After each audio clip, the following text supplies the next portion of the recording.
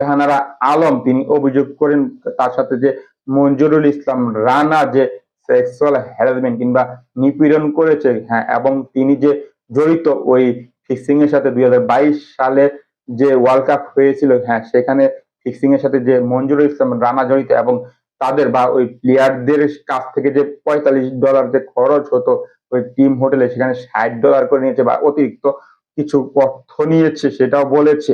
এবং তিনি বলেছেন যে বাংলাদেশের যে বর্তমান ক্যাপ্টেন নিগার সুলতানা জ্যোতি তিনি জাস্ট দলকে ভারসাম্যহীনতা করছে, কিংবা বলা চলে এক একজনকে বিভিন্ন কাজ দিয়ে বা তার যে কর্মকাণ্ড তা কর্মকাণ্ড দিয়ে বুঝিয়ে দিচ্ছে, কিংবা তার যে দৈনন্দিন কাজ তাদের দিয়ে করাচ্ছে।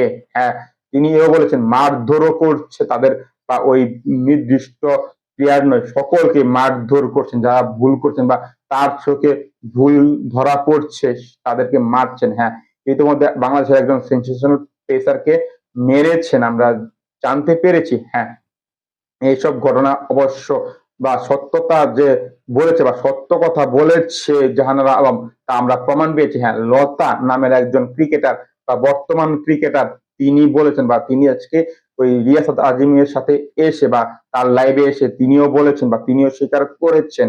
হ্যাঁ, অতএব বাংলাদেশ ক্রিকেট বোর্ড এ শুনে জেনে দেখে তারাও ইনিশিয়েটিভ বা তারা তদন্ত করা শুরু করেছেন, বা 3 সদস্যের যে কমিটি তদন্ত কমিটি তারা গঠন করেছে। হ্যাঁ, বাংলাদেশের নারী একজন রয়েছে সেখানে, তিনি হচ্ছেন দোলা, এবং আরো 2 জন, সব মিলে 3 জন তারা বা তাদের বলা হয়েছে যে 15 কার্য দিবসের মধ্যে তা তদন্ত করে বের করে সুষ্ঠু একটি তদন্ত দিতে বা তদন্ত জানাতে। হ্যাঁ, তারা বা বিসিবি ইতিমধ্যে অ্যাকশন শুরু করে দিয়েছে।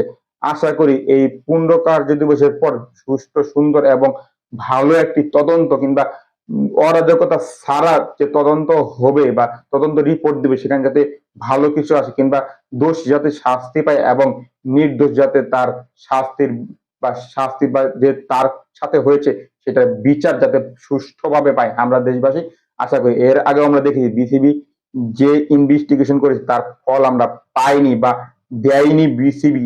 এবার আমরা আশা করি যাতে সুষ্ঠু সুন্দর ভালো একটি ফল পায় এবং দোষীর শাস্তি কামনা করছি, এটাই আমাদের মূল কথা। এবং সরকারের এখানে অবশ্যই হস্তক্ষেপ করা উচিত আমি বলে মনে করি।